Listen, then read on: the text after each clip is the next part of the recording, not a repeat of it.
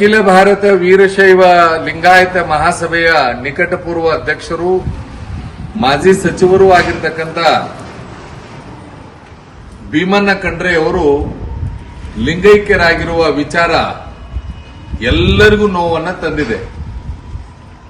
ಭೀಮಣ್ಣ ಖಂಡ್ರೆ ಅವರು ವೀರಶೈವ ಲಿಂಗಾಯತ ಸಮಾಜಕ್ಕೆ ಭೀಮ ಬಲವನ್ನು ತುಂಬಿರ್ತಕ್ಕಂಥವ್ರು. ಎಲ್ಲರನ್ನೂ ಒಗ್ಗೂಡಿಸಲಿಕ್ಕೆ ಬಹಳಷ್ಟು ಶ್ರಮ ವಹಿಸಿರ್ತಕ್ಕಂಥ ಅಪರೂಪದ ಚೇತನ ಭೀಮಣ್ಣ ಖಂಡ್ರೆ ಅವರು. ವೀರಶೈವ ಲಿಂಗಾಯತ ಮಹಾಸಭೆಯ ಪ್ರಧಾನ ಕಚೇರಿಯನ್ನ ಬಹಳ ಅದ್ಭುತವಾಗಿ ನಿರ್ಮಾಣ ಮಾಡಿದ್ದಾರೆ. ಹಾಗೆ ಎಲ್ಲರನ್ನೂ ಒಗ್ಗೂಡಿಸಿದ್ದಾರೆ. ಇವತ್ತು ಅವರು ನಮ್ಮೊಂದಿಗಿಲ್ಲ. ಶತಾಯುಷಗಳಾಗಿರ್ತಕ್ಕಂಥ ಭೀಮಣ್ಣ ಖಂಡ್ರೆ ಅವರು ವೀರಶೈವ ಲಿಂಗಾಯತ ಸಮಾಜಕ್ಕೆ ಬಹಳ ದೊಡ್ಡ ಆಸ್ತಿ.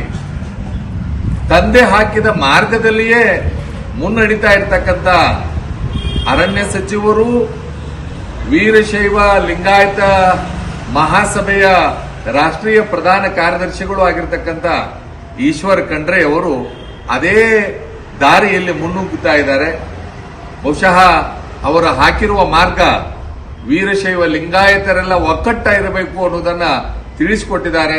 ಹಾಗೆ ನಾವೆಲ್ಲರೂ ಕೂಡ ಮುಂದುವರಿಯೋಣ.